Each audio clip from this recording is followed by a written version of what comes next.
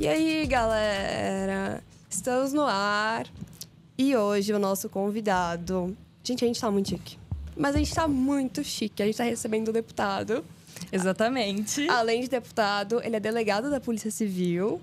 Ele é instrutor de tiros e ele dá aula, ele é professor e coordenador do Estratégia Concursos. Então, com certeza, vai ser um bate-papo bastante amplo, porque a gente quer saber como é atirar, porque eu nunca troquei uma ideia com uma pessoa que é instrutor de tiros. Então, vai ser diferente o bate-papo de hoje. Não vamos trocar ideia só com um criador de conteúdo, como a gente está acostumada. A gente está entrando também, né, com esse bate-papo com um deputado, Sim. delegado. E é importante ressaltar que todo mundo aqui é bem-vindo, tá? Independente de direita, de esquerda, de centro. A gente quer receber todo mundo aqui, tá bom? E ele tem 1 milhão de seguidores no Instagram. Famoso! Bastante A gente tá brava, hein? Vamos chamar ele, então? Vamos. Seja muito bem-vindo, Paulo Bilinski! Eu não acredito! Primeira vez que eu sou recepcionado assim, em uníssono. Foi muito bom, parabéns. Muito Adorei. obrigada, muito obrigada. Muito Já legal. começou com uma palavra difícil aqui. Muito bom, muito bom. Ele é deputado e é a primeira vez que eu tô falando na minha vida como deputado. Mas, também a é primeira várias- vez que eu falei foi depois que eu me elegi, então não tem problema. Tá tudo bem, Fica tá tudo bem. tranquilo. Primeiras vezes faz também parte. são legais. Fala aí. Sim. Como é ser deputado federal? O que te motivou a ser? Tá, eu acho que como é ser deputado federal depende muito da experiência individual de cada um, né? Então, são 513 deputados federais no Brasil e a gente representa o Estado. Então, o Estado de São Paulo tem 70 deputados federais. É bastante. Tem estados menores que tem 15, 16 deputados. São Paulo tem a maior bancada, né? Porque é o estado mais populoso e tal. E, proporcionalmente, a gente tinha que ter até mais, né? Era algo como 115, 116, uma coisa assim. Mas, pelas regras atuais, a gente tem 70 em São Paulo. É pela quantidade da população que a gente populacional, tem? Tá. exatamente. E Alguma aí- coisa eu tô sabendo. Tamo junto, tamo junto. Leigas. A gente vai aqui e vai construindo. E para mim é uma experiência muito interessante porque eu não tenho nenhum background na política. Né? Até ontem eu era delegado de polícia, né? Você começou sendo professor. delegado. Exatamente. Eu nunca. É diferente. A gente tem a ideia de que para o cara chegar deputado federal, ele já foi vereador, ele já foi deputado estadual, ele já foi prefeito, e daí ele vai para o deputado federal. Não, é uma questão, né, de momento ali, como as coisas se apresentam. E para mim foi uma oportunidade muito diferente, porque eu nunca imaginei. Não era uma coisa que fazia parte dos meus sonhos. Hoje você conhece gente que tá ali batalhando e o cara, faz 5, 6, 10 anos que o sonho dele é ser, né, político. Eu nunca tive esse sonho, muito pelo contrário. Você vai ver minhas redes lá antes, 2016, 2017, as pessoas me perguntavam assim, né, você tem vontade de ir pra política? Eu falo, não, né, eu odeio política, só tem filha da puta e tal. Sempre foi a minha postura. E aí, até pra mim, foi uma coisa meio estranha, assim, nossa, agora eu vou me candidatar. Né? Eu recebi um convite do Eduardo Bolsonaro, eu tava na fisioterapia um dia, toco meu telefone, era ele. Paulo tal, não sei o quê, né? Eu queria saber se você tem interesse, né, em vir deputado federal por São Paulo. Eu falei, eu não tenho nem experiência nem dinheiro, né? Que eu sei que são duas coisas que precisam. Ele falou, não se preocupa, a gente vai te ajudar. Beleza. Fiz uma campanha super humilde. Foram 28 dias de campanha. Gastei... Eu fui deputado federal eleito com menor gasto no estado de São Paulo. Eu gastei R$220 mil. E geralmente gastam quanto? Milhões. Imagina. Né? Outros deputados que também são de primeira viagem, do mesmo ramo que eu, assim, é R$3 milhões para cima. Né? Até tem uma conta que o pessoal faz depois, né? Divide o número de votos pelo quanto gastou e vê quanto custa o voto, né? Do ponto de vista da campanha. A Joyce, eu acho que ela gastou 3 milhões e alguma coisa e fez 13 mil votos, uma coisa assim, né? É só pra você entender que, né, dinheiro é muito importante para campanha eleitoral, mas não elege, né? A não ser que você compre votos, aí pode ser que eleja, né? Que acontece, mas, né, a gente sabe como é que é. Então, para mim foi uma coisa, assim, uma surpresa muito grande, né? Terminou a campanha no dia da apuração, né? Eu voto em Guararapes, no interior do estado, do lado de Araçatuba. Então, eu fui, né? Durante a semana anterior eu fui fazendo campanha, fui chegando até Guararapes. E aí no dia votei cedo e voltei para São Paulo. Então eu vim praticamente o dia inteiro da eleição no carro de volta. São 540 quilômetros para São Paulo. Aí cheguei em casa no final do dia, tal, né? Minha esposa estava em casa, a gente comeu uma pizza. Não, comeu esfirra. Comeu esfirra, tomou um vinho e ficou ali, né? Olhando. E eu, tipo, caramba, meu. Assim, eu não sabia o que ia dar. Você não tem previsão, né? Você não pensa assim, nossa, vou fazer... Você não sabe quantos votos você vai fazer. É diferente em rede social. Se eu postar um negócio agora na rede social, eu sei que vai dar tantas curtidas. Tem uma média ali, né? Tem uma previsibilidade, né? Eu tenho tantos seguidores e tal. Ou, se eu abrir uma turma para um curso de tiro, eu sei que vai dar tantos alunos, né? Mas, assim, política, meu... Eu não sei quantas pessoas confiam em mim, né? Nesse nível de confiança. E a gente descobriu que deu 72.500 pessoas. Assim, é muita coisa. É uma galerona. Eu fui num show esses tempos atrás aí e tinha 40 mil pessoas no show. E já era muito. Aí eu olhei aquele monte de gente e pensei, cara, é quase o dobro de pessoas do que tem aqui. É muita gente. É muita gente. É muito legal. E como começou a sua carreira de delegado? Delegado, eu sempre sonhei na faculdade de Direito. Então, para ser delegado de polícia, você tem que ter a faculdade de Direito. Eu entrei na faculdade de Direito sem saber o que eu queria fazer. Mas ali, mais ou menos no terceiro período, eu conheci o primeiro delegado de polícia da minha vida. Porque, assim, se você não precisou ir numa delegacia fazer um BO, se você não tem um familiar policial, é difícil você conhecer, né, um policial. Antigamente não tinha Instagram. Hoje eu tenho certeza que vocês seguem alguém da polícia porque é legal, né? Você vê as coisas e tal, mas antigamente não tinha. Eu sou da época do Orkut. Vocês não eram nem nascidas. Orkut? Né? Ah, não é pra tanto. Eu tinha uma continha ali. Tem uma noçãozinha do que é. Não, eu tinha Orkut. Orkut, né? Tinha lá as comunidades, né? E aí eu conheci esse delegado de polícia e, eu achei super legal. Pô, o cara tinha uma Hilux. Era tipo 2013, entendeu? Ele tinha uma Hilux preta, bonita, braba. Um Ray-Banzão, pô, andava armado. Eu achei aquilo legal pra caralho, né? Eu falei, eu quero ter ser uma esse daí. Hilux. Até hoje eu não consegui. Quem sabe, né? Mas eu pensei, é isso aí, legal pra caramba. O cara ganha bem, né? Porra, é polícia, dá cana, tira nos outros. Legal, né? Vamos ver. E aí eu comecei a fazer estágio e tal, mas era muito grande a distância entre a sociedade e a polícia, né? Eu falei do Orkut porque tinha uma comunidade do Orkut que era da Polícia Civil do Paraná. Na época eu morava em Curitiba. E tinha bastante gente na comunidade. E aí eu lancei uma pergunta lá. Eu queria, quanto ganha um delegado e tal? Mano, se o Orkut ainda existisse, a pergunta ainda estava lá sem resposta. Entendeu? Porque não tinha interação, não existia. Ou você era parente de alguém ou você não sabia nada de polícia, né? Não tinha como saber. Então, eu falava, né? Quando eu estava na faculdade, já no final, eu fiz estágio em vários lugares diferentes, escritório, Justiça Federal, Ministério Público e tal. E aí eu falei, não, eu vou fazer concurso para delegado de polícia, todos menos São Paulo, porque o salário é uma bosta. Era isso que eu falava. Pior salário do Brasil. Aí... Até hoje? Até hoje. Não, hoje tá assim, tipo, terceiro lugar de baixo pra cima.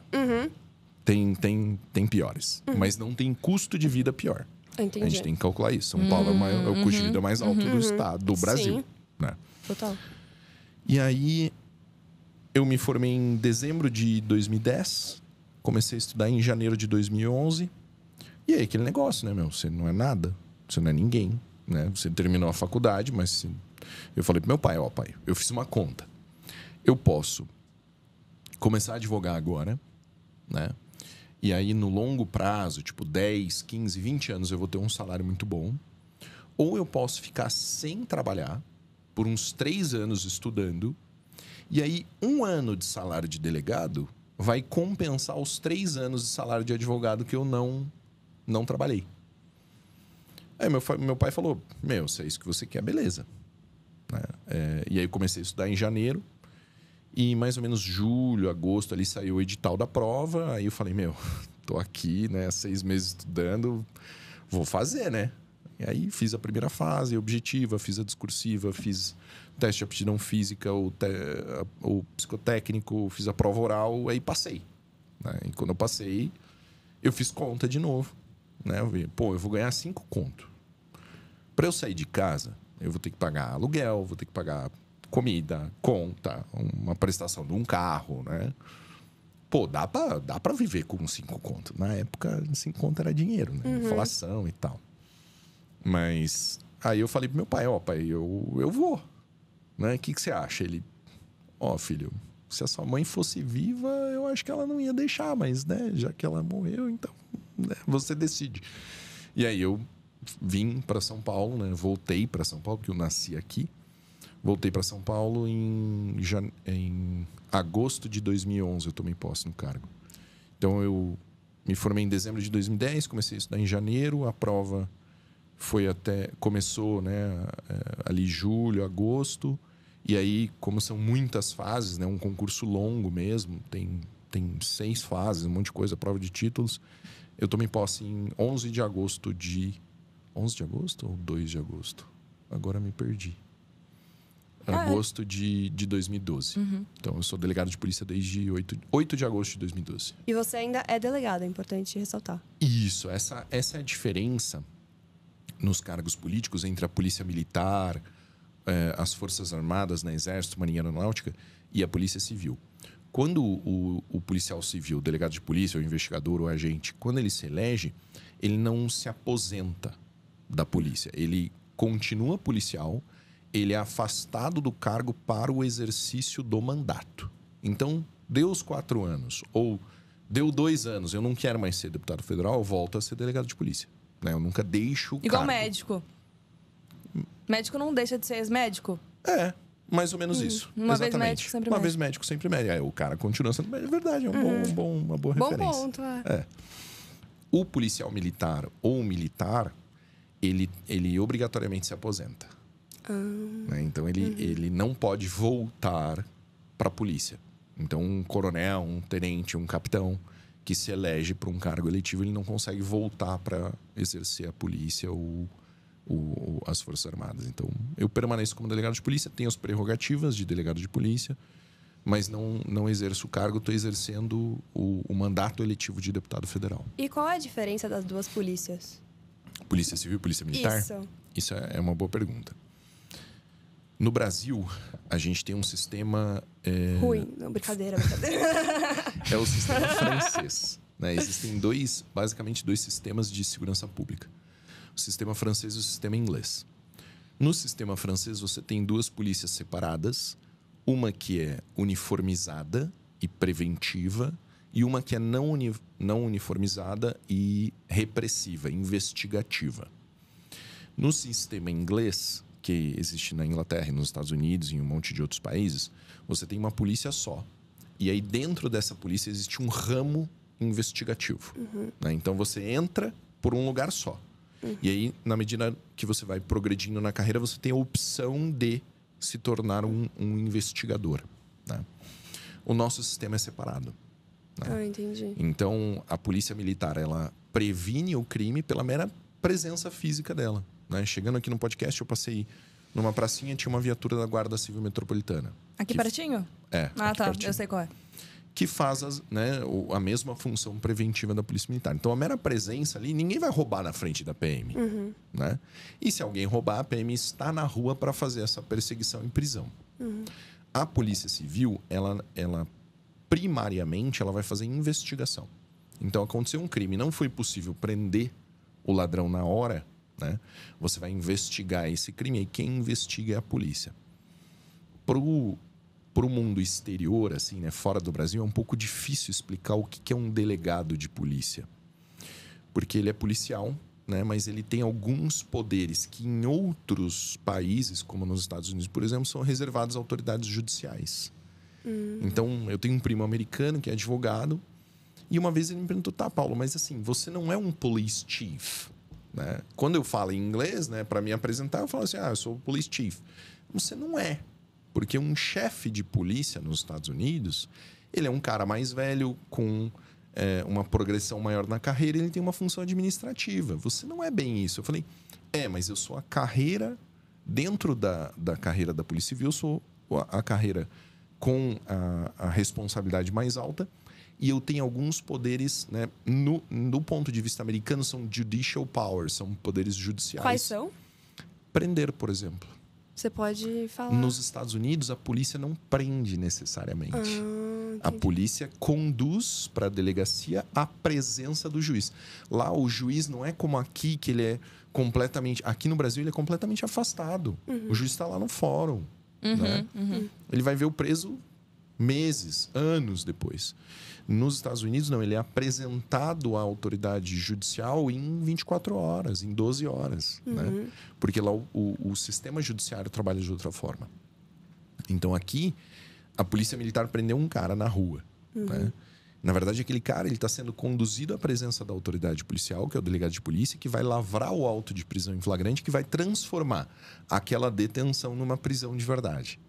Então, a determinação de prisão é do delegado, que do ponto de vista americano é meio estranho. Né? Porque o cara não é juiz. Como que ele está prendendo uma pessoa? É a prisão preventiva? Não. Não? Dentro do... Não tem problema. Isso está sendo super legal. Eu estou acessando áreas aqui obscuras da minha memória. Durante a investigação, a gente tem... No inquérito policial, a gente tem ferramentas que podem ser utilizadas. Né? Uma das ferramentas é a prisão preventiva. A prisão preventiva ela serve para retirar da sociedade uma pessoa que é suspeita da prática de um crime contra a qual existem indícios de autoria e materialidade e que ela pode ser um risco. Ela pode continuar praticando crimes. Ela pode ameaçar a ordem econômica, ela pode ameaçar a ordem social.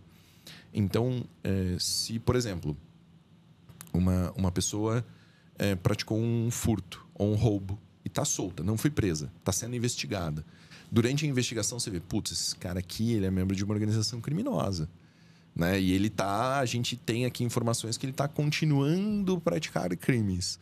Então a gente pede a prisão preventiva para que ele fique preventivamente, ou seja, antes de uma decisão judicial definitiva, preso para evitar que ele pratique novos crimes. Porque pode ser perigoso para a sociedade, já que ele tem um currículo ali. Exatamente. Não só um currículo, mas ele continuou fazendo. O currículo está ainda aumentando. Exatamente, também existe prisão temporária, né? Que ela tem um prazo certo de vigência, né?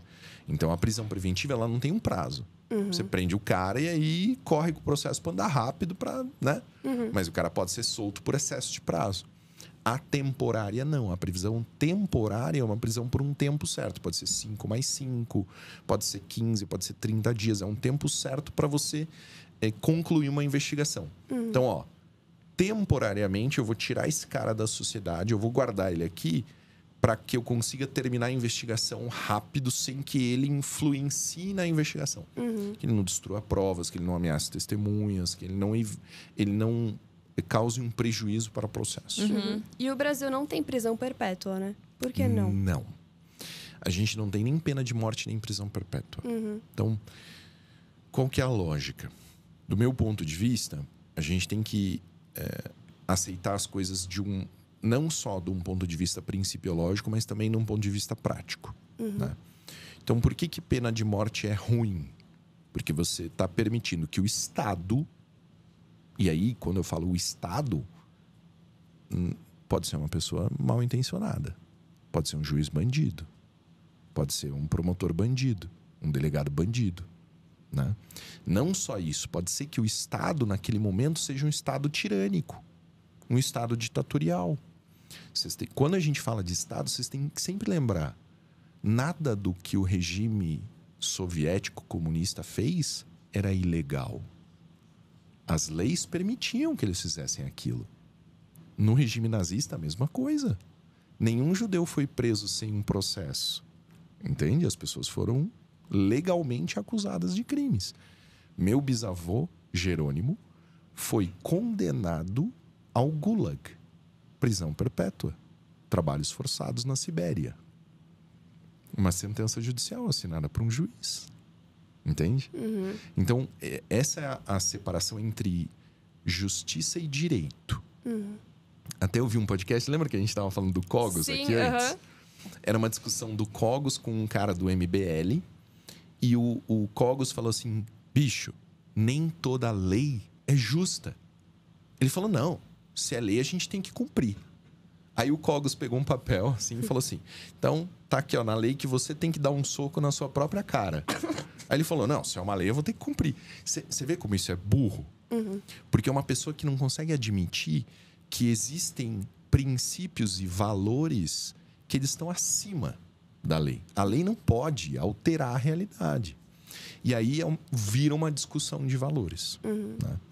Por que a pena de morte no Brasil não existe? Porque a lei proíbe. Por que a lei não existe prisão perpétua? Porque a lei limita a 40 anos. Tá? E aí a gente discute. Tá, é bom prisão perpétua? É bom pena de morte? Qual o fundamento da pena de morte? Por que alguém inventou a pena de morte? Porque existia vingança infinita. Então, olha só. Eu fui lá e matei o Joãozinho numa briga. A família do Joãozinho vinha e me matava como vingança. Aí o meu primo ia lá e matava o pai do Joãozinho como vingança. Isso era uma vingança infinita. O que o Estado faz? Ah, o Paulo matou o Joãozinho, então o Estado vem lá e mata o Paulo. Aí não tem o que ser vingado. Ele acaba com a vingança. Então a pena de morte ela tinha um espaço. Né? Num contexto de vingança, era necessário para evitar que as pessoas continuassem se matando. Hoje em dia tem espaço na pena de morte? Então, a discussão é a seguinte. Tem gente que é tão ruim, mas tão ruim, que se você não matar ela, ela vai continuar fazendo coisas ruins. Isso eu ouvi da boca de um padre. Né? Na época que a Igreja Católica compreendia a importância da pena de morte. Hoje a orientação é diversa. Tá? Mas 10 anos atrás era essa. Eu vi o padre Marcos me falou: Paulo, tem gente que é tão ruim que não tem outra coisa para se fazer. Você tem que matar aquela pessoa. Porque senão ela vai continuar matando outras pessoas, estuprando outras pessoas, fazendo mal. E existe, sim, dentro do espectro da personalidade humana, gente muito ruim. De verdade. Né? Então, tirar essa pessoa da sociedade faz sentido. Né? Mas aí você se questiona: porra, você vai deixar o Estado matar esse cara? Né? Será que essa execução vai ser correta, justa? Justo, não legal. Legal ela pode ser, mas será que é justo? E aí vem a pena de morte, a prisão perpétua. Ah, não, matar a gente não pode tirar a vida de ninguém. Então a gente só tranca o cara o resto da vida. É esse o objetivo? Então, não, vamos tirar o cara da sociedade, então ele vai ficar trancado lá. Ninguém vai matar ele, mas ele também não vai ter liberdade. Então é uma dinâmica muito bizarra. Né? O que as pessoas precisam compreender e ter dentro delas é que o direito e a lei são coisas separadas, que a justiça nem sempre está na lei e que todo ser humano, do meu ponto de vista, todo ser humano tem direitos básicos que ninguém pode tirar dele. Exemplo? Vida, liberdade, liberdade de expressão. Então, e isso são coisas que a gente vê questionadas no Brasil hoje. Quando a gente fala, não, a gente tem que legalizar o aborto. Tá, então você está dizendo que uma mulher grávida de até 22 semanas pode chegar num médico e falar assim: doutor, eu quero que você mate o meu bebê e tire ele da minha barriga com um aspirador, porque eu não quero mais ter um filho. Esse bebê não tem uma vida? Então é justo você tirar aquela vida? Faz sentido? Não faz. Você está legalizando, você está dizendo que é legal. Você pode pôr na lei. Aborto é permitido até 22 semanas, isso é justo. Entende? E o direito à vida daquele bebê? Né? Da mesma forma, liberdade de expressão. Você tem coisa... Hoje, no Brasil, você não pode falar certas coisas. A melhor forma para saber se você é uma pessoa livre ou não é perguntar se tem alguma pessoa que você não pode criticar. Eu faço uma lista aqui com mais de 10 nomes de pessoas que eu não posso criticar. Você não pode criticar algumas pessoas? Por quê? Porque eu vou ser perseguido, porque eu vou ser prejudicado, porque eu vou ser, de alguma forma, né, destruído. E por que a lei no Brasil é tão falha? Vem de anos Tudo e no anos. Brasil é falho. Não é só a lei. Assim, quando a gente pensa bem, pouquíssimas coisas funcionam aqui. Né? E elas não funcionam. E eu sempre lembro do Olavo dizendo assim: o brasileiro, ele é dinheirista. Ele quer o dinheirinho dele. É muito raro você encontrar um brasileiro que tem grandes princípios. Entende? Um cara assim que realmente o que vale para ele é o princípio dele. Para a maioria, o que importa é o dinheirinho no bolso. E é por isso que a gente tem corrupção. A gente tem corrupção porque o cara adora um dinheirinho. Para ele, faz sentido. Né? Então, a lei é falha porque ela é feita por pessoas que muitas vezes não têm conhecimento técnico para fazer. Ela é aplicada por juízes que têm objetivos escusos na aplicação da lei. Ela é cumprida de forma a cumprir outros objetivos que não a lei em si. O objetivo do direito penal é proteger o bem jurídico. Então, a gente tem um crime que é furto ou roubo. Né? Todo mundo conhece alguém que teve um celular roubado. Né? Se não é a própria pessoa, alguém muito perto. A lei, o crime de furto, o crime de roubo serve para proteger esse bem jurídico. Tá funcionando? Não tá. Aí, todos os olhos se voltam para a segurança pública, para a polícia. A polícia não funciona. Mas dentro do que é segurança pública, né, a polícia é 1/3 só. 1/3 é a polícia. O segundo terço é o judiciário. E o terceiro terço é a execução da pena. Então, beleza. A polícia não conseguiu prender o cara. Mas às vezes prendeu. Aí chega no judiciário, o cara é condenado a uma pena. É uma pena mínima. Ele nem fica em cana. Ou se ele vai em cana, na execução, dentro da cadeia, ele está lá coordenando as atividades da organização criminosa dele. Recebendo visita íntima, comendo o que ele quiser, acessando o celular, internet. Ou seja, nem a prisão funciona, nada funciona. Né? Então, é um puta de um enrosco. Deixa eu te falar, no começo você falou que o Eduardo Bolsonaro te ligou. Da onde você conhece ele? Em 2017, eu acho, ou 2018, eu entrevistei ele pro meu canal no YouTube. Um canal muito antigo que eu nem tenho acesso mais, eu nem mexo nele, chama Projeto Policial. E a gente fez uma entrevista tal, e existe um vínculo familiar aí, né? O meu pai, ele é da turma de 78 da AMAN. Ele é militar do Exército. O Bolsonaro é 77. Né? O Bolsonaro é um ano mais velho do que o meu pai, né? Um ano mais antigo, a gente fala. Mas eles foram companheiros na SpaceX, na Escola Preparatória de Cadetes do Exército. Na realidade, o Bolsonaro era bicho do meu pai. Então, meu pai entrou primeiro na SpaceX, aí o Bolsonaro entrou. Meu pai aplicou como é que chama? A brincadeira que você trote? faz. O trote. Ele aplicou o trote no Bolsonaro. E aí, como o Bolsonaro era mais velho, ele acho que é um ano mais velho do que meu pai, ele fez o concurso. Você pode fazer concurso direto para a AMAN.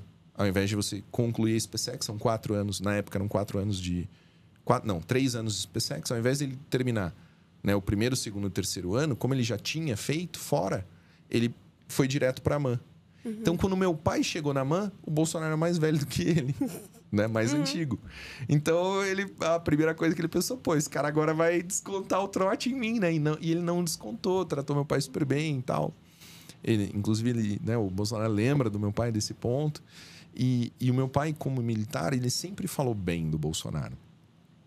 Não por política, mas por experiência própria. Porque o Bolsonaro foi vereador, depois foi deputado federal, né, pelo Rio de Janeiro. Não tinha nenhum vínculo com o estado de São Paulo. Mas meu pai conhecia ele pessoalmente. Então, quando ele se tornou presidente em 2018, o meu pai falava muitas coisas boas dele, falou bem do filho dele, né? Que o Eduardo é escrivão da Polícia Federal e tal. E aí, a gente, né, quando eu fiz essa entrevista, foi super legal, a gente manteve contato. E aí, posteriormente, né, por amigos em comum, a gente teve essa oportunidade né, eu tive a oportunidade de sair candidato. Da comunicação... É porque na minha família tem muito professor. Né? A minha avó, a mãe do meu pai, era professora. Meu pai é professor. Minha mãe era professora. Vários tios são professores. Então, na minha família, o papo sempre foi professoral. Né? Quando eu era pequeno, E eu falava assim, não quero comer esse negócio. Meu pai não falava assim, porra, come, moleque. Ele falava, filho, esse bifinho aí, ele tem proteínas. Ganhava na lábia. Ele tem isso? beta-caroteno. Não, ele fazia uma explicação, entendeu? E quando o cara é professor, ele entende... É muito difícil ele sair desse modo. É muito difícil eu conversar com alguém sem explicar as coisas que eu tô falando. Porque o melhor professor é aquele que explica da forma mais compreensível para o maior número de pessoas. Então você começa a fazer um esforço mental para fazer isso o tempo todo. Né?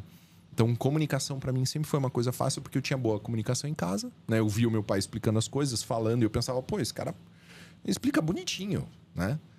E aí, quando eu fiz a faculdade, eu olhava os professores, eu via, puta, eu podia estar dando essa aula melhor, sabe? O que esse cara tava falando, eu podia explicar melhor.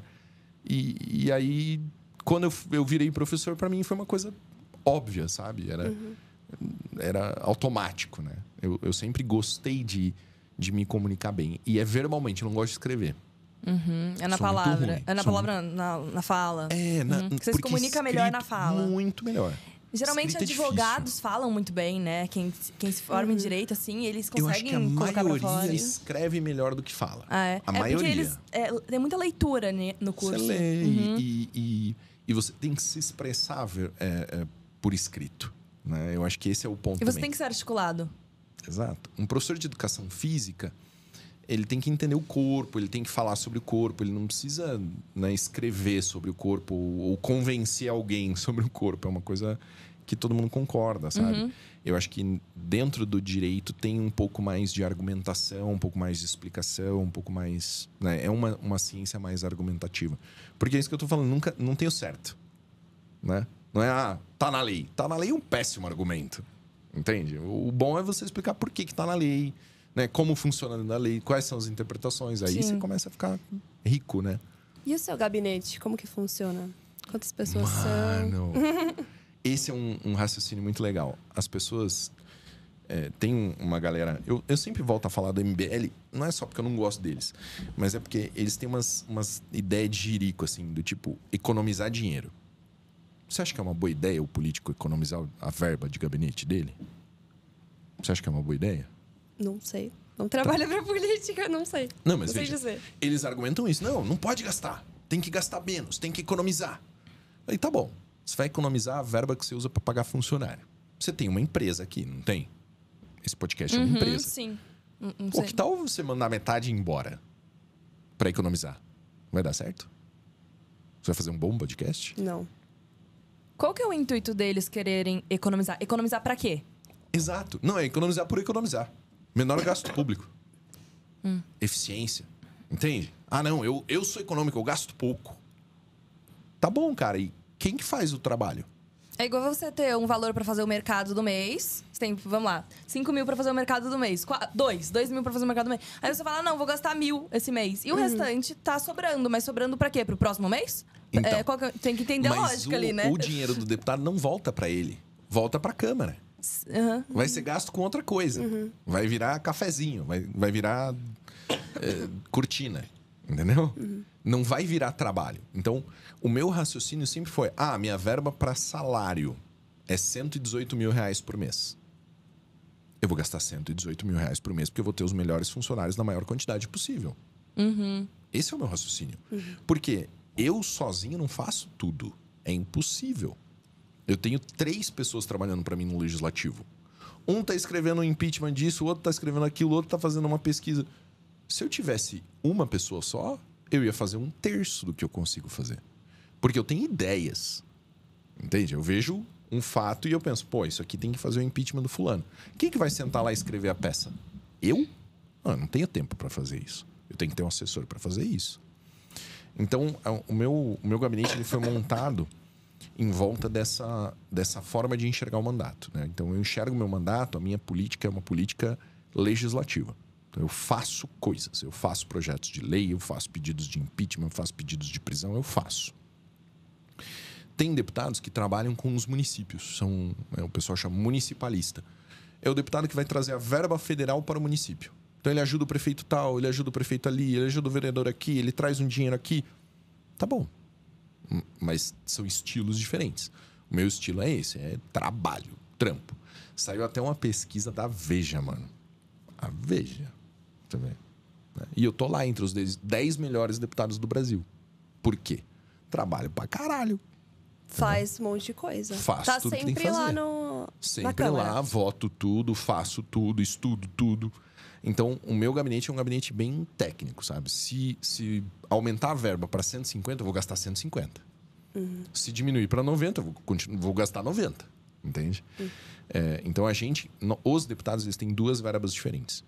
Uma que é a verba de gabinete para salário, né? Então, você paga os funcionários, os assessores parlamentares. E uma verba para viabilizar o mandato. Então, aluguel do gabinete. Eu tenho um gabinete na Zona Sul de São Paulo. Luz, telefone,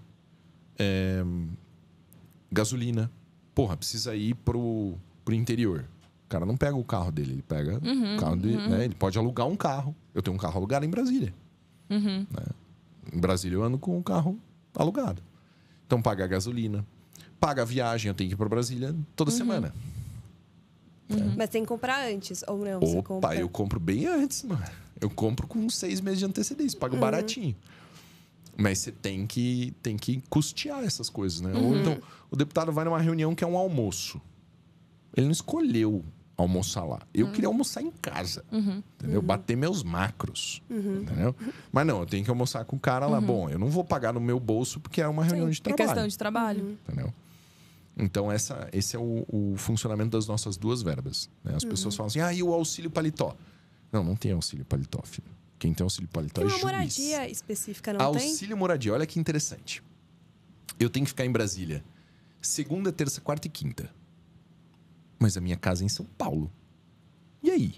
Eu tenho que pagar outro aluguel em Brasília? Então, existem os imóveis funcionais. Que são prédios que pertencem à Câmara dos Deputados. Tem para todo mundo? Não. Então, se você é solteiro, ou se você não tem filho, ou se você não vai trazer a família para Brasília, eles te dão auxílio moradia. Quanto custa o aluguel de um apartamento em Brasília? Não sei, bicho. Caro. Imagina. Caro, né? Então, não compensa, né? Você aluga, mas você paga uma parcela do bolso. Você usa o auxílio moradia, mas paga do bolso também. Entendi. É mais caro do que o auxílio. Entendi. Complementando o que ele tinha falado antes, que você gosta muito de explicar e você herdou isso bastante da sua família, porque as leis não é só colocar a lei, mas sim explicar. Tava pensando que porque a lei, ela não vai inibir o pensamento das pessoas, né? Elas podem pensar naquilo. Ela vai bloquear a ação, né? Eu tava só pensando nisso aqui. E também, sobre essa linha de ser professor, né? Que você também é professor. Instrutor e professor é a mesma coisa? De tiros, é isso? É que eu acho que na indústria a gente usa mais a palavra instrutor pro tiro. Instrutor. Né? Acho que professor é mais sala de aula, né? Então você é instrutor de tiros. Instrutor de Qual tiro, foi a né? primeira vez que você teve contato com uma arma, que você achou legal? Com quem você aprendeu isso? De onde vem? Eu era velho já. Velho. Foi quando Velho você não, eu tinha, se tornou delegado? Uns 18, 19 anos, meu pai me levou num clube. E meu pai sempre teve arma, né? Ele é militar. Meu pai tinha arma, meu avô tinha arma. Eu era criança, assim, pequenininho, né? 9, 10 anos, eu corria no sítio e tinha um monte de arma. Nunca foi um problema, né? Ninguém, nossa, uma arma ali. Não, a arma do meu avô, e daí? Né? Ninguém nunca mexeu, nunca teve nenhum incidente, não nada. E aí, com 18 anos, meu pai me levou num clube. Eu achei super legal, mas era muito caro, né? Por isso que eu não frequentava, não atirava, porque o tiro é muito caro, né? Um disparo hoje de 9mm é R$7. Um tirinho, R$7. Fora aluguel da arma, aluguel do stand, alvo, não sei o quê. Porra, é uma nota, né? O tiro sempre foi um esporte caro, um esporte elitista, né? Aí, eu fiz a faculdade praticamente sem nunca ter dado um tiro. E quando eu passei no concurso para delegado, eu liguei para um amigo meu, que é médico no Paraná. E ele é colecionador. É o cara que eu conheço que mais tem arma. E eu falei assim, pô, doutor, eu entrei na polícia, agora eu quero uma arma confiável. Porque a arma da polícia não é confiável, né? E, pô, a arma tem que ser confiável, né, mano? Você vai usar ela em umas situações meio merda. E aí ele falou assim, Paulo, é Sig Sauer ou Glock? Aí eu fui ver o que existia no mercado, era Glock. Então eu entrei na polícia, tirei meu CR. Comprei minha primeira arma em 2013, eu acho. Eu fui buscá-la no interior de Santa Catarina. Tinha um colecionador lá que queria se desfazer. E aí, na polícia, primeiro eu trabalhei no interior. Quando eu voltei para a capital, eu já estava dando aula. E muita gente vinha no Instagram: eu queria que você me levasse a atirar. Me leva a atirar, professor. Pô, eu queria, né? Nunca atirei, queria atirar. E eu pensava, mas isso é caro, mano. Não tem como ficar bancando pros outros atirar assim, né? E as pessoas não fazem ideia. Elas acham que você chega lá, cinquentão, você se diverte. Cinquentão, você não paga nem o começo. Isso onde, assim? Que você tava pensando? É porque eu não entendo, eu não sei. Onde que é isso que eu posso ir pagar 50? Um clube.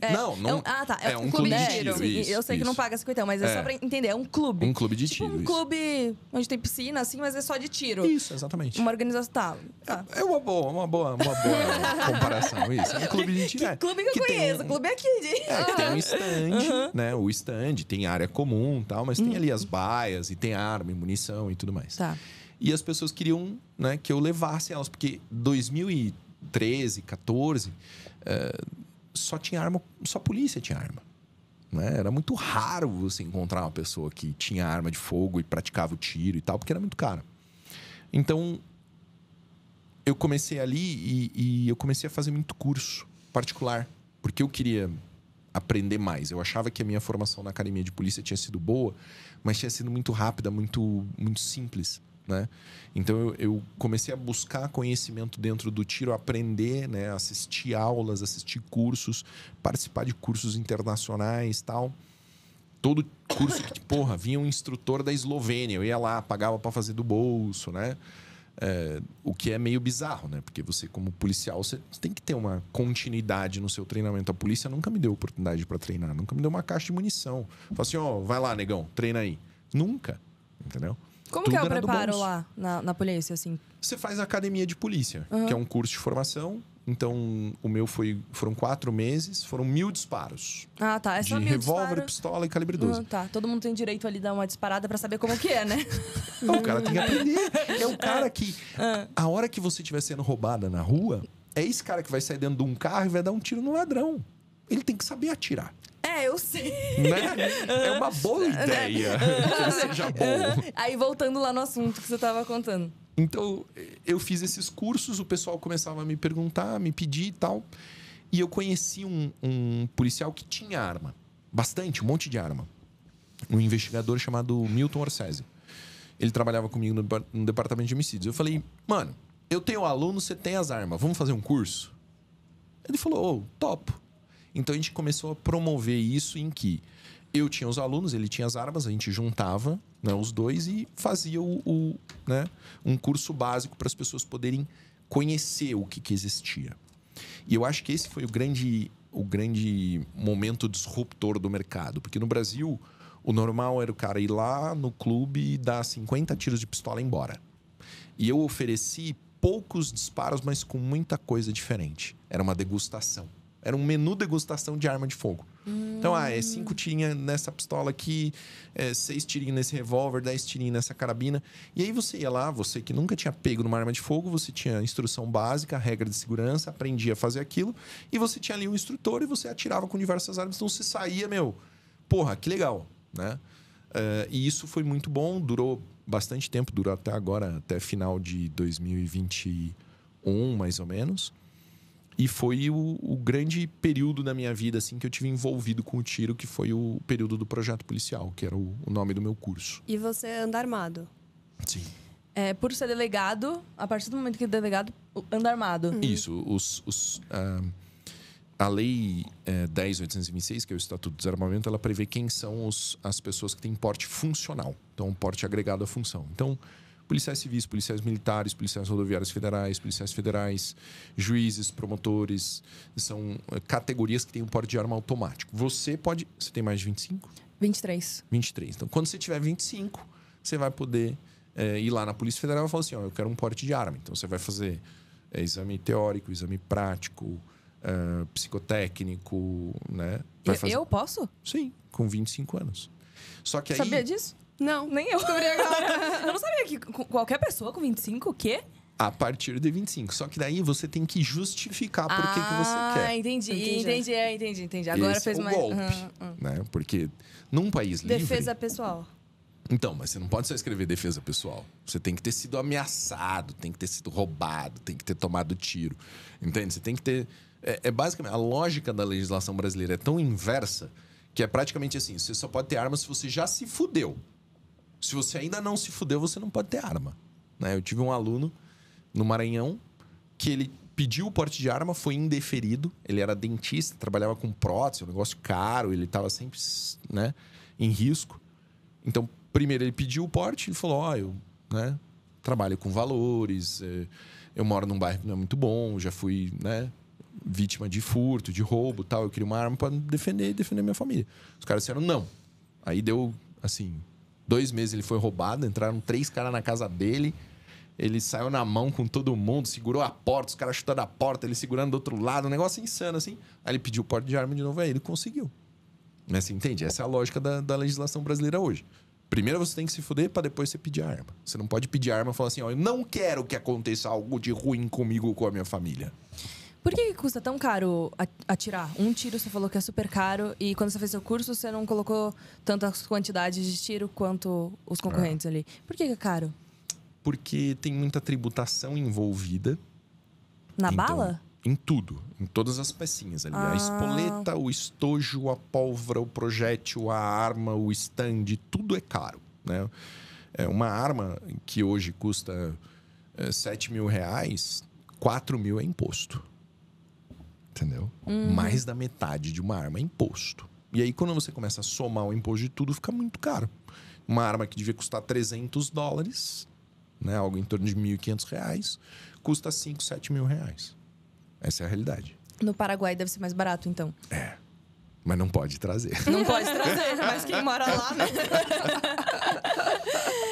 A gente tem família na divisa, né? Aí eu andando no Paraguai, quando era criança... Todo mundo tem arma. Não, eu já vi loja de arma. Eu acho que não é todo mundo que já teve já viu alguma loja, mas eu já vi loja lá dentro do Paraguai. Por isso que eu pensei, lá como não tem imposto, deve ser muito mais barato pra quem tem um curso de tiro. Então, mas lá não deve ser mais em conta. Ideia, crianças, não tragam armas do Paraguai. É crime, vocês vão se foder. Crime. Lá dentro, gente, lá dentro. Mas o Paraguai é um exemplo de um país que tem uma legislação de armas mais protetiva do cidadão, né? Aqui é muito difícil, então... Veja, do meu ponto de vista, todo mundo que quer ter uma arma tem que ter uma arma, cacete. Como é que você vai se proteger? E é legal falar disso, do que é ilegal e do que é legal, no sentido de portes de armas. Por exemplo, colecionadores. Eles podem colecionar? Precisa de um... É legalizado isso? Existem 3 modalidades, né? O caçador, que é aquele cara que vai abater, vai fazer controle de praga, né? O javali, por exemplo, é uma praga que destrói, né, plantações. Então, o caçador ele vai fazer esse controle. Você tem o atirador esportivo, que é quem pratica o tiro por esporte, diversas modalidades diferentes. E você tem... Diga. Eu perdi o primeiro. Peraí, o primeiro... Caçador. Caçador. Caçar. Caçar javali. É uma espécie de controle. Tá legalizado? Sim. Tá, daí o segundo... É o atirador esportivo. Tá, por esporte, que é, por exemplo... Pode ser tiro de precisão, pode ser tiro ao prato, pode ser tiro olímpico. Tipo um hobby. É mais competitivo. Competitivo, né? Tá. E o terceiro? E o terceiro é o colecionamento, né? O colecionador. O colecionador ele tem armas antigas, armas com mais de 100 anos, armas desativadas. Porque isso é um ponto interessante. O meu pai, ele gosta de arma. Não é como eu. Eu gosto e tenho um monte, adoro atirar. O meu pai, ele não gosta de atirar. Ele tem 2 arminhas. Mas ele gosta porque ele entende a mecânica da arma. Ele gosta da mecânica. Então ele pega o negócio, desmonta, explica e tal. Eu não tenho esse fetiche, né?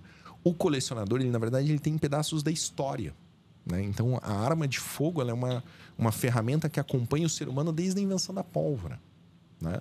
E ela foi se tornando cada vez mais tecnológica, cada vez mais complexa, cada vez mais interessante. Então, eu acho super legal você ver a história das armas da Segunda Guerra Mundial, né? Mais legal seria se eu pudesse ter, né?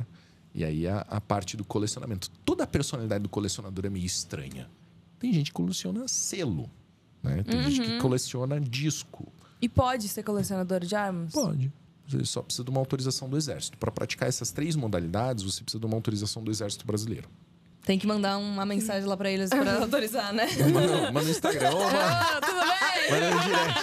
Tô querendo comprar umas armas. O que você acha? Entendi. Eu ia perguntar agora sobre as suas propostas legislativas. Tem 572. É nóis, mano. Esse é o objetivo. É muita coisa. Como você dá conta de tudo isso? É assim, o WhatsApp é fantástico. O WhatsApp é uma ferramenta, assim. Cara, acontece um negócio, eu tenho uma ideia, eu mando uma mensagem pra Marcela, por exemplo, que é uma das pessoas que trabalha no meu gabinete de trabalho legislativo. Marcela, eu quero uma lei que fale assim, assim, assado. Ela vai lá, né? Ou, Daí ela faz. na verdade, é só um processo material, né? Mas eu já conheço o direito, eu sei como inserir aquilo ali no ordenamento jurídico. Ou então, eu ligo para a Ana, eu quero fazer um requerimento, sei lá, um projeto de decreto legislativo para assustar o decreto do Lula que proíbe que o comércio funcione aos domingos. Então, faz lá o PDL, né? O que é PDL? É o projeto de decreto legislativo, tá. é o ato que susta o decreto do executivo. Então a gente vai fazendo. E eu li uma notícia que a comissão aprovou o parecer que eleva a pena de crimes praticados com fogo. Foi você que escreveu. Isso. E vai pra onde depois da comissão? Então, isso é legal, o processo legislativo. Então, a lei não é assim, o deputado escreve a lei e daí vai votar. Ela passa por comissões temáticas. Então, imagina que eu faço uma lei sobre arma de fogo. Ela vai passar na segurança pública, na Comissão de Constituição e Justiça e depois vai para o plenário. As comissões são como se fosse uma forma de ajuste da lei. Porque não é necessário para você ser deputado que você seja formado em direito. Né? Agora imagina um cara formado em educação física, deputado federal. Como é que ele vai fazer uma lei? Ele não sabe, ele não estudou isso, entende?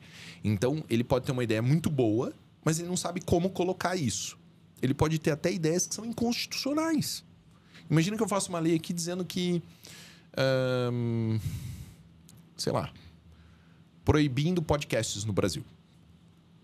Não gosto de podcast, vou proibir. Pá, a partir de hoje estão proibidos os podcasts no Brasil. Eu posso fazer essa lei, eu sou deputado federal. O que vai acontecer com essa lei? O cara vai dizer, mano, essa lei é inconstitucional. Ela contraria a Constituição, você não pode escrever isso.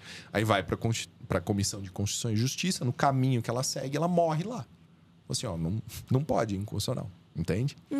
Então, as comissões, elas são comissões temáticas. Eu participo da Comissão de Segurança Pública, Comissão de Educação, Comissão Mista de Orçamento, Comissão de Combate ao Câncer. Eu acho que são essas. E a frente parlamentar? Frentes parlamentares são grupos de deputados. Então, por uma causa. Exato. Se você se eleger deputada federal, você pode fazer a frente parlamentar da moda. Você pode. Então, são os deputados federais que acham importante discutir questões da moda do ponto de vista da indústria, do ponto de vista dos produtos, do ponto de vista do trabalho. Então, vem lá uma lei que fala sobre importação de tecido da Índia, e aí vem um cara que é dono de uma indústria e fala assim, deputada, eu preciso que você me ajude com essa lei aqui, porque tá ruim.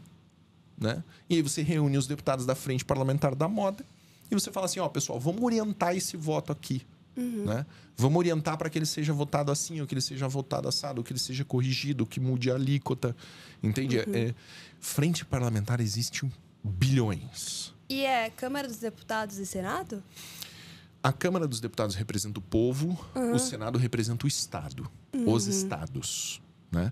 É por isso que é um sistema bicameral e por isso que vira um círculo só. Né? Em cima é o Senado e embaixo é a Câmara. Então a Câmara vem do povo, o Senado vem do Estado. Os senadores, eles são 81 só. Né? Os deputados são 503. Os senadores são 3 por estado. Né? Os deputados federais são proporcionais ao número de pessoas no estado deles. E aí, no Senado, a gente tem praticamente a mesma estrutura.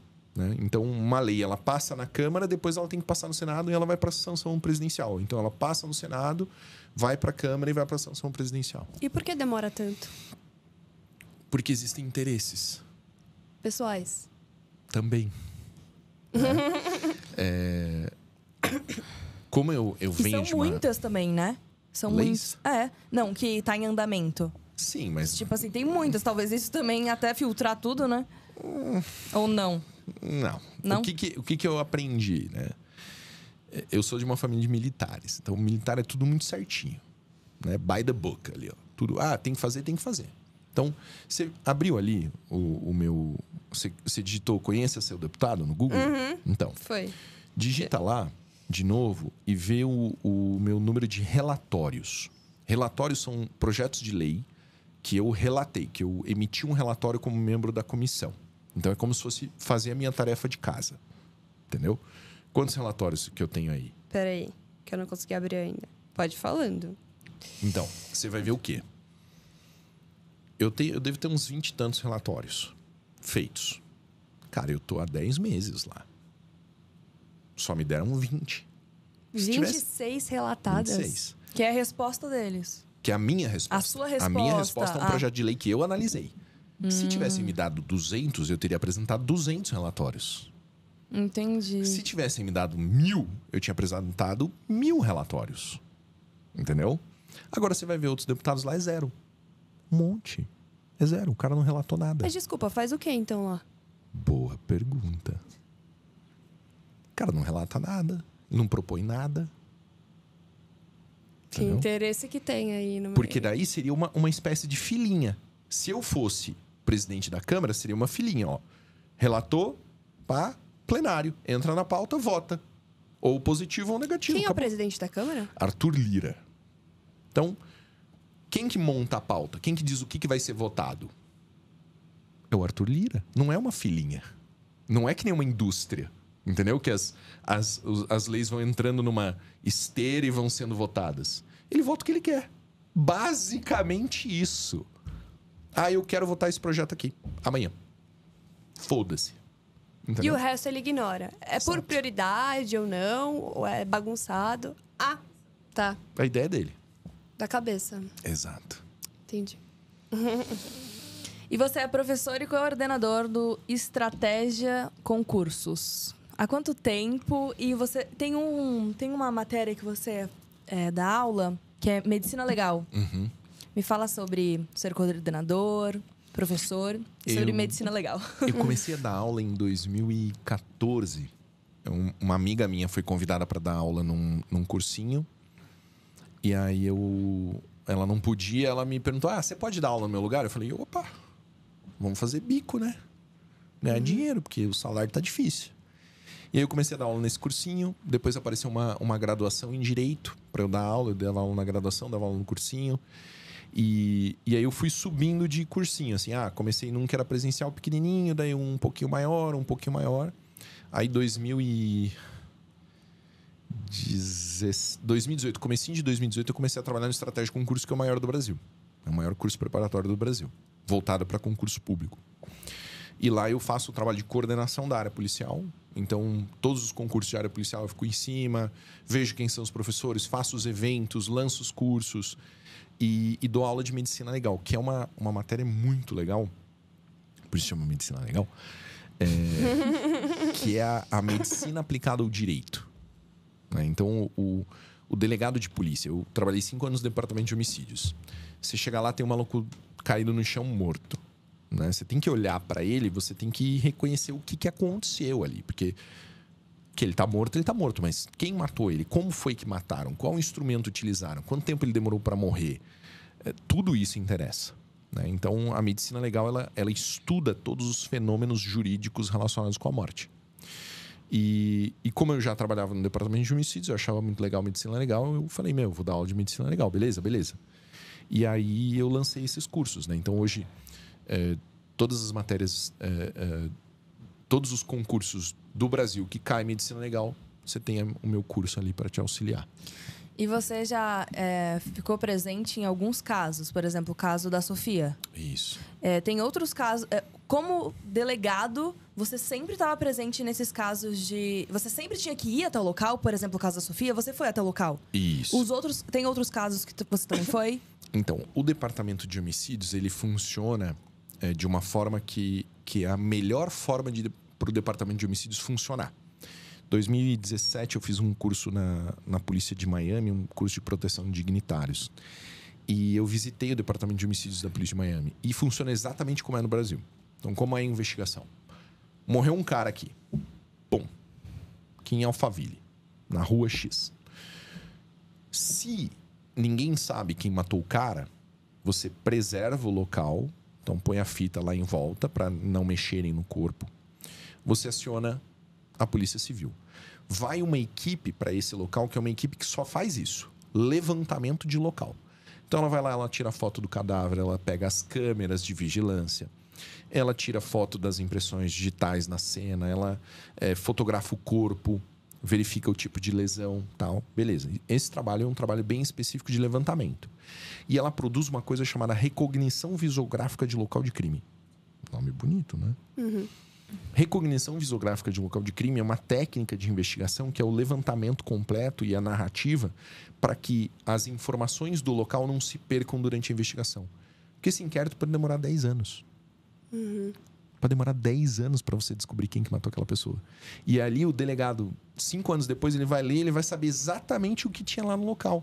Ah, o cara estava caído de costas, ele estava caindo de frente, o tiro foi assim, a facada foi assada, ele sabe tudo. Uhum.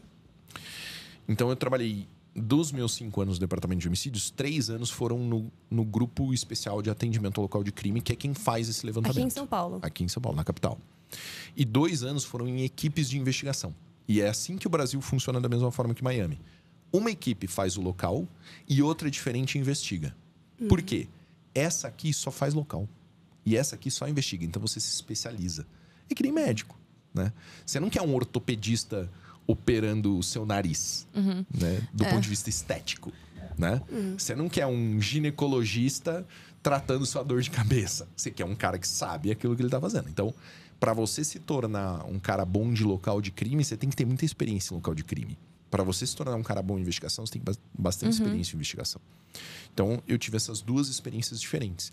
E o que dá mídia, nem sempre são os casos mais legais, os casos mais trabalhados, os casos mais... A mídia, ela funciona num propósito próprio. O que a televisão quer? O que o Datena lá, o SBT, a Globo, o que eles querem colocar na televisão? Aquilo que dá audiência. Nem sempre o que dá audiência é o que é bom, né? Nem sempre o que dá audiência é o que tem solução. Nem sempre o que dá audiência é o que é importante. Então, você falar de casos midiáticos nem sempre é o seu melhor trabalho, né? Às vezes o seu melhor trabalho é um trabalho que ninguém nunca nem fica sabendo. Você só conta ali no churrasco, tal, ou a hora que alguém te pergunta, né? É mais ou menos isso. Eu vou falar uma data, você já deve imaginar o que é. Maio de 2020. Você lembra desse dia? Todos os dias. Imagino. Todos os dias. Você acredita em milagre? Não só acredito, eu vivi um milagre. Eu acho que eu falei disso semana passada, sexta-feira passada. Eu fui numa instituição lá em São José do Rio Preto, uma instituição de caridade. E aí um cara, nada a ver, assim, sabe? Um cara que você nunca viu na vida, ele virou pra mim e falou assim: por que você tá fazendo isso de ser deputado, Paulo? Não vale a pena pra você. Exatamente. Né? Por quê? O cara já sabia quanto eu ganhava como professor de estratégia, como eu ganhava como instrutor de tiro, delegado de polícia. Ele falou assim: meu, isso daqui conta não fecha, deputado ganha merda comparado com o que você ganhava. Por que você é deputado? Eu falei assim: bicho, daquele dia em diante, a minha visão do que é a minha vida mudou. Então, assim, a minha vida, ela não é mais minha. A sua vida é só sua. Você faz o que você quiser com ela. Se quiser fazer merda, você faz. Entende? Eu não tenho esse luxo. Por quê? Porque Pelo eu não contexto. estou... eu não estou aqui só pra mim. Entende? Eu não morri porque existia algum objetivo. Tinha um propósito. Um propósito. E esse propósito é ajudar. E foi tudo muito rápido. É bíblico isso, né? Ajudar assim, o próximo. É muito Sim. bíblico essa linha de pensamento. Não, a minha visão é 100% católica. Que é simplesmente assim, ó. Se eu não tivesse passado por isso, provavelmente eu não tinha aceitado ser deputado. Vou fazer uma conta bunda, de padeiro ali. Pô, eu ganho tanto, o deputado ganha tanto, trabalha tanto. Não vale a pena. Um cara que realmente trabalha não vale a pena. Então, a minha visão é... Eu tomei os tiros, eu morri, e aí Deus não me deixou morrer. Ele falou assim, não tá na sua hora, volta. Foram quantos tiros mesmo? 6. Foi no braço? Então, aqui no peito. Eu fiz hoje um monte de ultrassom. Ah, é? Aí a médica tava vendo aqui os pedaços de bala no fígado, cara. Ah, ficou dentro? Sim, todos. Todos estão aí? Tem um aqui que... Nossa, meu entrou Deus. Aqui, Tô chocada que ficou dentro, que eu não sabia saiu disso. Aqui. 2 na mão, né? Eu perdi o dedo. Um na coxa esquerda aqui, perto do fêmur. E um no acetábulo direito, que é o osso que encaixa a coxa na cintura. Uma dúvida. Quando, por exemplo, você tá no aeroporto, você vai passar no raio-x, você deixa avisado? Como que Não. funciona? É que chumbo não é magnético. Ah, eu pensava que a bala ali apitava. Não. Não, Ah, não. tá, entendi. Mas se eu fizer uma ressonância magnética, ele esquenta. Ah, tá. Entendi. Aí esquenta. E Então aí, te machuca nisso? Não pode. é uma boa ideia. É só num caso assim de vida ou morte, aí faz a ressonância. Ah, Senão, Tá. o médico não deixa. Eu falo assim, não é uma boa ideia. Porque dói. Toda bala é de chumbo? Existem outros materiais, mas 99% é chumbo. Ah, tá. A gente usa chumbo porque o chumbo é muito denso. Então você consegue colocar bastante massa num espaço pequeno. Né? Existem projéteis de cobre, até de plástico, mas chumbo é o mais legal. Voltando lá. Eu esqueci o que eu tinha falado. O que eu tinha A falado? gente tava falando do caso. Eu perguntei verdade, foi. Isso, quantos tiros eu quantos tomei? tiros ele tomou. E se a dinâmica foi muito rápida? Tempo é muito relativo, assim. Dinâmica do quê? Do acontecido. Ah, de tudo do tiro. acontecer? Aham. Eu não tenho uma linha do tempo certa, porque eu não consegui... Daria até para montar. Como que eu faria? Eu faria assim. O horário que eu tomei os tiros, né? Daria para saber mais ou menos, porque o vizinho ouviu. Eu acho que o vizinho ligou para a polícia também, eu não sei. Aí eu tomei os tiros, aí eu perdi a consciência. E quando eu acordei, eu liguei para a PM do meu celular. Então tem esse horário. Daria para fazer isso. Se alguém quisesse explorar, daria para saber exatamente quanto tempo eu fiquei fora do ar, né? Sem consciência. Mas foi muito rápido, assim. A coisa de você... Foram, acho que no total, 12 disparos foram realizados. Isso daí não dá 30 segundos, 40 segundos. Muito rápido. Muito rápido. Morrer não é tão horrível assim, não. Não? Não. A galera tem desespero, né? Acha que vai sofrer, que vai... E em quanto tempo você voltou, assim? É isso que eu não sei. Eu não sei quanto tempo. Eu sei... Eu lembro exatamente da sensação de apagar, assim, da tranquilidade, da certeza que eu ia morrer. Eu falei assim, agora acabou. Agora é certo. E aí eu acordo como se... Eu recobro a consciência como se nada tivesse acontecido. Né? Só levanto. Eu só não levantei e saí andando porque meu acetábulo estava fraturado. E como foi a história, o que aconteceu? É muito longa essa história. E eu acho que eu já contei ela muitas vezes. Acessa o UOL aí, galera! Não, assim... Eu tenho mais curiosidade para saber se você tem alguma curiosidade específica. Eu assim. assisti o Vênus. Pode falar, né? Que o Vênus Podcast. Pode, você deixa? Tá bom. O Vênus foi o primeiro lugar que eu fui por causa da minha amiga. Eu vi. Que foi. Eu assisti a entrevista completa. Aí você falou mesmo, que se tiver alguma dúvida pontual do que aconteceu, né? Não, mas no Vênus eu contei tudo. Contou? Eu vi. Tem alguma dúvida pontual? Você tem? Pode falar. Eu tenho uma. Porque eu coloquei seu nome no TikTok, né? Pra ver o que aparecia. Aí tem um dos vídeos mais curtidos, que é uma menina que narra a história ali. E aí? E aí tem uma hora que ela fala que o acontecido ali rolou... Foi por ciúmes? Foi. É isso que eu não li nenhuma matéria, eu vi ela falando, aí só queria saber se foi um lance de ciúmes que rolou. Eu tinha acabado de dar uma aula, então na sala tava o meu computador aberto, né? Câmera, tudo, microfone. E o meu WhatsApp web estava aberto no notebook. E eu fui na cozinha jantar, né? Quando eu voltei do jantar, ela tinha visto uma mensagem de antes da gente começar a namorar, de fevereiro. Uma mensagem antigona, mas Antiga. tava aberto no... Tava no... Eu nunca paguei nada no WhatsApp. Ah, mas então, tipo, tava lá embaixo. Né? Tipo assim, o rolinho ali desceu, tava... Mas é isso. Pega o celular do seu namorado, o que você vai fazer? Vai olhar lá. Ah, ela foi fuçar. Sim, tava aberto o WhatsApp Web. Eu pensava que ela só olhou por cima, não tocou. Ela fuçou. Não, foi então fuçar. ela foi fuçar lá embaixo. E aí nessa conversa que ela se estressou com o assunto. Então, é que esse é o ponto. Tipo, a Priscila, ela tinha uma doença. Né? Ela não era uma pessoa normal. Ela tinha um diagnóstico, ela tomava uma medicação muito forte. Tomava antidepressivo. É uma medicação chamada Venlift. É antidepressivo esse? É um antidepressivo, anticonvulsionante. O Venlift, eu tinha um amigo, mais ou menos do meu tamanho, uns 90 quilos. Ele tomava 40 miligramas. Ele falou assim, Paulo, eu quase não conseguia sair da cama, de tão dopado.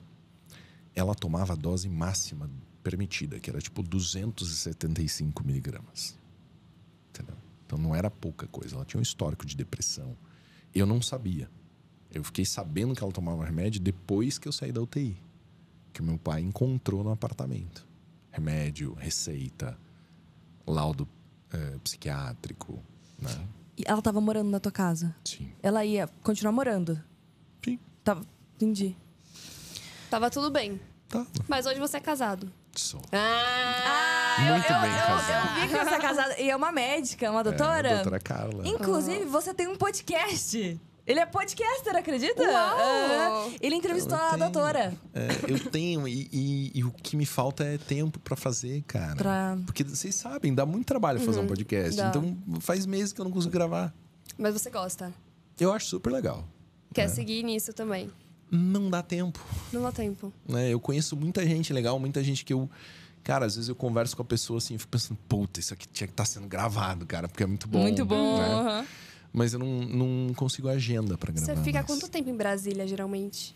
Eu vou na segunda-feira à noite e eu volto na quinta-feira de manhã. Muita gente te reconhece na rua, abordam caralho. você e geralmente fala o quê? Ô, parabéns, obrigado por estar brigando pela gente. Posso tirar uma foto? Sou atirador. Normalmente é isso. Eu acho super legal. Mas nunca encontrei um hater, assim. Hater é só no Instagram mesmo. Hater só tem na internet. Na verdade, eles não existem, né? Você sabe, um cara que vai lá na sua foto e comenta assim, você não faz nada. Esse cara, ele não existe na realidade. Ele só existe lá dentro do ódiozinho que ele consegue colocar no computador, na internet, no celular. Ele não tem coragem de chegar na sua cara e falar assim, pô, cara, por que você não fez tal coisa? Entendeu? Falta masculinidade. E na delegacia de homicídio, qual era a queixa que você... Claro que morte, né, gente? Morta, mas qual era o principal, assim, tipo, que você gostou de investigar? Não sei explicar. Existe gostar de investigar? Existe. Qual que é o tesão do polícia, né? O tesão é você fazer um serviço aqui, assim, que a gente chamava na categoria. Né? O que é um serviço na categoria? É você pegar bem certinho tudo, sabe? Tem um ditado que diz assim, o diabo ele ajuda a fazer, mas ele não ajuda a esconder. Entendeu? Então, um cara, ele até se sente à vontade para praticar um crime. Mas praticar um crime e esconder bem escondido é muito difícil. E quanto mais difícil, mais legal. Né? Você levantar o trampo. Você descobrir, investigar e tirar do nada. Isso que é divertido. É você, cara, encontrar um celular, puxar uma herb, puxar uma régua, cruzar telefone, jogar a localização e atrás Fazer isso direto. Puta, é o mais legal. É o mais legal. Tem um exemplo, assim, de algum caso? O caso que pra mim foi assim, mais na categoria mesmo. Até eu mostrei uns vídeos pra Carla esses tempos. Foi é que o caso Sofia, ele envolveu a investigação, mas ele foi mais fechado, sabe? Ele tinha menos coisas desconhecidas para conhecer, né? Era basicamente aquilo. Ou o pai matou, ou o pai não matou. Entende? Não tinha outras variações. Eu trabalhei num caso em que ocorreu um roubo. Então, 2 criminosos roubaram um Civic prata, né? Que estava ali, assim, 6 horas da tarde na frente de uma igreja. O cara tinha ido buscar a noiva dele. Então eles roubaram o carro, tinha motorista e passageiro, eles tiraram eles do carro, levaram carteira, entraram no Civic e saíram com o Civic. Mas o Civic tinha um sistema antifurto, né? Aquele que se você não apertar o botãozinho, ele corta o motor. Então, dali a 20 metros, ele corta o motor, o carro parou, os caras tinham acabado de meter um roubo, saíram desesperados do carro. Tinha uma pessoa parada dentro de uma Meriva verde. Ele foi lá, o ladrão meteu um tiro na cabeça do motorista, arrancou o motorista, entrou na Meriva e empreendeu fuga. Esse motorista era policial militar. Tava fazendo bico na farmácia. Como ele era antigão, ele não ficava dentro da farmácia. Ele ficava dentro do carro olhando a farmácia. Ele não queria esperar que um cara ia chegar com um revólver e dar um tiro na cabeça dele. E aí, a gente só tinha isso. O local. E eu fiz o local. E aí, eu pedi pro meu chefe para ficar com a investigação. Eu falei, chefe, eu fiz o local aqui. Eu achei um celular ali, que eu acho que é o celular do ladrão. Posso ficar com a investigação? Ele falou, Paulo, latrocínio não é seu. Porque, tecnicamente, é só um latrocínio. É você matar para roubar. A gente não investiga isso. A gente investiga o homicídio. Matar. Latrocínio que investiga o DEIC. Eu falei, chefe, me dá 3 dias. Ele falou, não, vai lá. Depois você manda pro DEIC. Eu falei, tá bom. Levantamos o trampo, prendemos o ladrão, prendemos o comparsa, busca, interceptação telefônica. Fizemos tudo que dava pra fazer. Foi um tesão. Esse foi um trampo, assim, na categoria, sabe? De você ouvir no grampo o cara falando assim, mãe, tem almoço? 11 horas da manhã, montar no Santanão velho da polícia lá, correr os polícia pra casa da mãe do cara e ficar ali, né? Os 4 com o motor desligado, aquele calor da porra, olhando pra casa do cara, esperando o maluco subir a rua pra você prender ele. E é legal demais, legal demais. Tem mais? Eu gosto de ver essas coisas, acho interessante. Tem, mas eles não são... Aí são casos menos complexos, assim. Não são casos... Esse é um caso completo, que a gente fez tudo. Desde o local até prender todo mundo, sabe? Mas aí você tem casos em que uma coleguinha mata a coleguinha de aula por causa de um iPhone, né? Com martelada na cabeça. Você tem outros casos menos emblemáticos, sabe? E qual a diferença de DEIC e DHPP? DEIC é o Departamento de Combate ao Crime Organizado. Então, o DEIC ele tem uma investigação muito pesada, né? Dentro do DEIC tem crimes eletrônicos, tem rouba-banco, tem um monte de coisa. No DHPP é o Departamento de Homicídios e Proteção à Pessoa. Então, você vai ter Departamento de Homicídios, Divisão de Homicídios, Divisão de Proteção à Pessoa, Divisão de... tem pedofilia, tem... grandes eventos, tem um monte de coisa dentro, né? Mas são departamentos bem diferentes, assim. Um é mais voltado para o combate ao crime organizado, o outro é voltado para o combate aos crimes à pessoa. Ah, tá. Eu tava pensando aqui também sobre boletim de ocorrência. Por que todo mundo que vai abrir boletim de ocorrência fala que é um AUE? Tipo, demora a processação, sabe? Por quê? Porque assim, ó, a polícia, ela tá... Veja, o nosso efetivo hoje da Polícia Civil é de 30 mil policiais na lei. Ele foi fixado em 1994. Em 1994, o estado de São Paulo tinha 11 milhões a menos de habitantes. Então, quer dizer, a população cresceu e o que aconteceu com o número de policiais? Diminuiu. Hoje a gente tem 20 mil policiais civis. Entendeu? É um déficit muito grande. E aí, a gente tem computador, tem um monte de coisa. Beleza, mas continua tendo pouco funcionário. Então, quando você vai numa delegacia para fazer um boletim de ocorrência, chega lá, não é só gente fazendo boletim de ocorrência. Tem a PM apresentando flagrante de tráfico, tem a PM apresentando uma Maria da Penha, tem a PM apresentando um roubo. Um monte de coisa ao mesmo tempo. Um monte de coisa. E aí tem você querendo fazer um BO de furto de documento. Ah, entendi. Entendeu? Então, eu recomendo para todas as pessoas... Usem o site da Polícia Civil, registre seu boletim de ocorrência online na sua casa, no ar-condicionado, sem fila. Eu ia te perguntar o que é mais difícil? Ser deputado ou ser delegado? Deputado é bem mais difícil. Por quê? Porque são muitos aspectos diferentes. A política é uma arena muito suja, né? A polícia, você sabe quem é o ladrão. Quem que é Na o polícia. política você não sabe. Não. Cara, é ladrão e tá na frente de todo mundo que é polícia, né? Que é bonzinho. Ou o cara é bonzinho e todo mundo fala que ele é ladrão.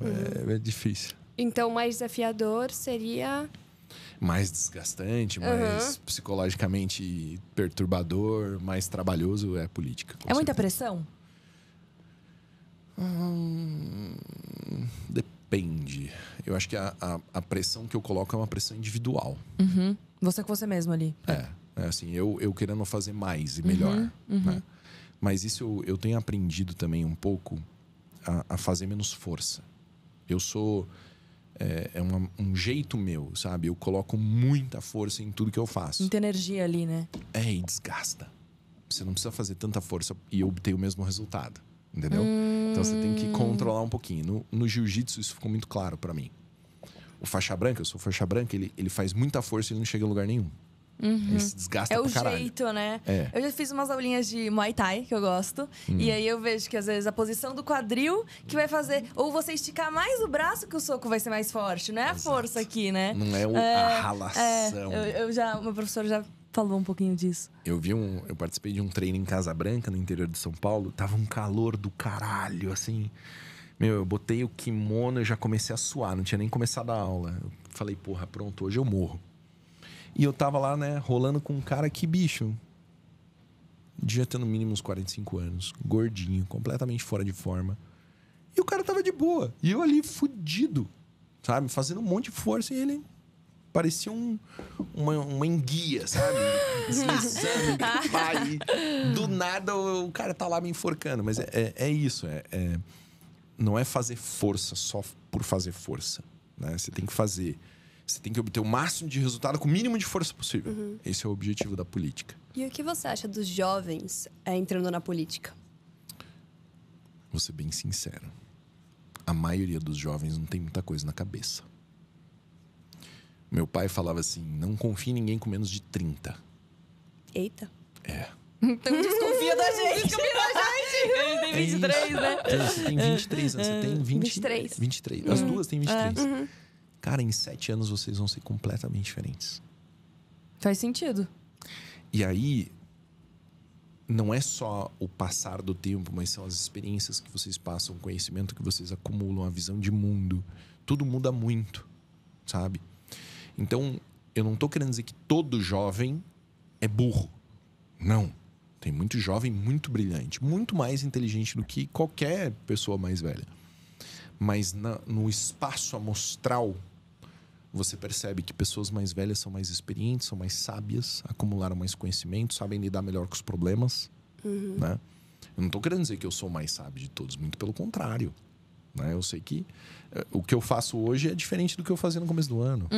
Faz sentido. Entende? Mas o jovem na política, ele tem historicamente muitos problemas. Quais seriam? Não saber lidar é uma delas, né? Não saber lidar direito. Ele não tem experiência de vida. Entende? Como é que ele vai julgar e pensar e argumentar se ele não leu o suficiente? Entendeu? Ele não viveu o suficiente, ele não tomou no cu o suficiente, ele não visitou lugares suficientes, ele não apertou mão de gente. Entende? Como que ele vai lá representar a população? Então, assim, eu entendo que o jovem tem um papel muito importante, mas quando eu vejo, né, um cara de 17 anos dizendo assim, eu quero entrar pra política, eu falo assim, mano, mas o que você tem pra contribuir? Entendeu? Qual a sua visão de mundo, assim? Quais são as responsabilidades que você tem? Porque são muitas lá dentro, né? Pra caralho. Né? E aí, se a gente tivesse a composição hoje, eu acho que deve ter até uma forma de pesquisar isso, ver média de idade, ver sexo, ver tudo mais. É isso. Representatividade não significa cotas dentro da política. Então, por que você tem menos mulher do que homem na política? Porque é um serviço filha da puta. É um negócio que faz super sentido uma mulher não querer fazer. Até é questionável o homem que está fazendo. Porque é muito desgaste, é muito sacrifício, é muito tempo longe da família, é muito estresse. Eu tenho 10 anos de polícia, eu nunca tive dor de estômago. Na política Faz já 3 meses que eu tenho azia todos os dias em Brasília. De nervoso? Eu não sou fraco. Eu entendeu? sei, dá pra perceber. Dá Já pra passou perceber. por uma superação super Eu forte passei aí. por uma pá de coisa ruim na vida. Ressuscitou. E mesmo assim isso me afeta. entende? Porra, eu durmo mal, eu uso CPAP pra dormir, né? Veja, eu tô fazendo um monte de exame porque é isso. O médico já falou, a gente tem que cuidar aí porque vai estragar essa porra, entendeu? Então, quando a gente fala assim, tem que ter mais jovem na política, tem que ter mais mulher na política, tem que ter mais negro na política, tem que ter mais japonês na política, calma. Não é um serviço legal. Deixa quem tá apto e quem tá pronto para isso. Não é qualquer pessoa. Não é sabe? qualquer pessoa, mas qualquer pessoa pode entrar. A gente tava Exato. falando de uma pessoa lá fora, por exemplo, Exatamente. É um problema. É um desserviço. É um desserviço ao Brasil. Tá lá faz 12 anos. Fez o quê? Puxa aí. Digita. Você vai se surpreender. Tava vendo o seu podcast que você entrevistou a sua mulher. Como é o nome dela? Carla. Você e a Carla. Vou te fazer uma pergunta. Como que vocês se conheceram? Tô fazendo essa pergunta porque lá nos comentários, quando você entrevistou Todo ela... mundo quer saber. Todo mundo falou, eu quero muito que ele conte uma entrevista. Como que se conheceram, como se conheceram. Então, a gente se conheceu. A Carla foi minha aluna no curso de tiro. Olha! Mas ela não sabia nem quem eu era, nem o que eu tava fazendo ali. Ela foi num curso de tiro. Ela não sabia que era o Paulo Bilinski. E aí, depois disso, a gente começou a conversar no Instagram e tal. E eu sempre puxava assunto com ela, porque eu gosto muito de medicina. Eu acho muito legal. E ela trabalha com bebês prematuros. Ela é neonatologista. Então, ela fez medicina, daí ela fez pediatria, daí ela fez neonatologia. Então, ela é um trabalho bem específico, sabe? E ela tem muito conhecimento. E são muitos elementos interessantes, assim, do que é um bebezinho daquele tamanho. É diferente de um ser humano, um adulto que, pô, ele sangra, ele pode sangrar pra caralho. Entendeu? Tem 6 litros de sangue no seu corpo. Se você sangrar 1 litrinho, meu irmão, não vai mudar muito sua vida. Agora, o bebezinho, ele é muito pequenininho, muito frágil, sabe? E eu acho muito interessante lidar com isso, porque é o mais extremo, sabe? Eu tenho amigos que são neurocirurgiões. Por que eu admiro? Porque é uma coisa muito extrema, cara. É a coluna do cara, bicho. Se você errar o parafuso, ele nunca mais anda. Entende? Então, a gente conversou sobre isso e tal. Ela, né? Num determinado momento lá, a gente resolveu treinar juntos. Vamos treinar, tal, não sei o quê. Começou a treinar e aí... bobeou. 6 meses depois, estava casada. Ai, que 6 legal. meses? Foi rápido assim? Foi rápido. Caramba. A gente começou a namorar, acho que em fevereiro ou março. Em agosto, eu acho, ela descobriu câncer. Em novembro, a gente estava casado. E ela tá melhor. Graças a Deus. Graças a Deus. Amém. Falando em treino, pra você ser delegado, você falou rapidinho, assim, os passos pra ser delegado. Mas precisa ter um porte físico? Tem um teste pra isso ou não? Antigamente tinha, hoje em dia não tem mais. Tô desatualizada. Só delegado São Paulo que não tem mais teste de aptidão física. Na verdade, Polícia Civil de São Paulo não tem mais teste. Tá. Mas outros concursos policiais têm teste de aptidão física. Mas olha só, não tem depois. Então você só precisa estar bem na hora do concurso, entendeu? Depois você pode largar a mão e, né? Engraçado. Não precisa mais estar. Mas aí é uma questão individual, né? Você tem que... Tem que manter o porte, né? Você tem que ter a capacidade de desempenhar seu trabalho, né? O físico, ele é uma ferramenta do corpo, né? Não dá para esperar que um cara, uma pessoa fraca, vai conseguir prender um ladrão, vai conseguir entrar em luta corporal, desarmar uma pessoa, algemar uma pessoa. É por isso que essa questão da ideologia, ela tem que se dobrar à realidade, né? Você não tem 50 quilos. Tenho. Tenho. Tá, 50 e pouquinhos. Né? Não tem 60 quilos. Não. Você pode ser policial militar. Você tem idade. Você tem capacidade. Eu não consigo nem segurar psicológica. numa arma direito. Então, mas você entende? Tipo, você tem vontade de correr atrás de um ladrão e tentar algemar ele? Não, muito obrigada. Entende? Então, existem limitações da realidade. E a gente tem que trabalhar dentro desse espectro, né? Quando eu entrei na polícia, eu tinha 72 quilos. Com Era que bem idade? magrinho, 25. Jovem. Mas você tava Pô. ali no porte, né? Mas eu meti 20 quilos, entendeu? Vai ficar entendi. bem mais fácil. Entendi. E você luta? Eu comecei a fazer jiu-jitsu, É difícil, cara. Nossa, pensa num negócio complicado. Você já usou na prática isso?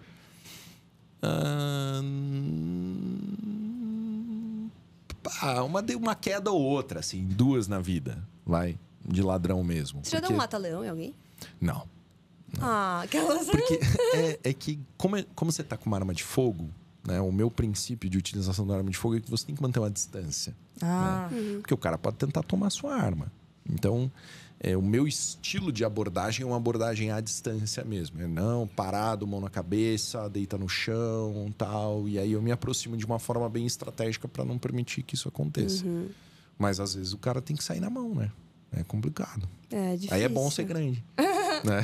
Aí é bom ser grande. E aí você quer que o policial na rua lá seja um cara de 1,90 m e, né, 120 quilos para poder fazer o trabalho bem feito. Deputado Paulo Bilinski, eu gostaria muito de te agradecer. A gente ficou 1h30 falando. Já foi? Já foi 1h30 Nossa falando. senhora, Foi vou, muito diferente vou. esse bate-papo, porque Foi muito. nunca tinha entrevistado alguém, um deputado, sabe? Ah, que No legal. começo eu tava nervosa. Uma pessoa Mas com agora- experiência, assim, com a polícia, enfim. Legal. Foi novo pra mim. Obrigada. Muito obrigada, Verdade. muito obrigada.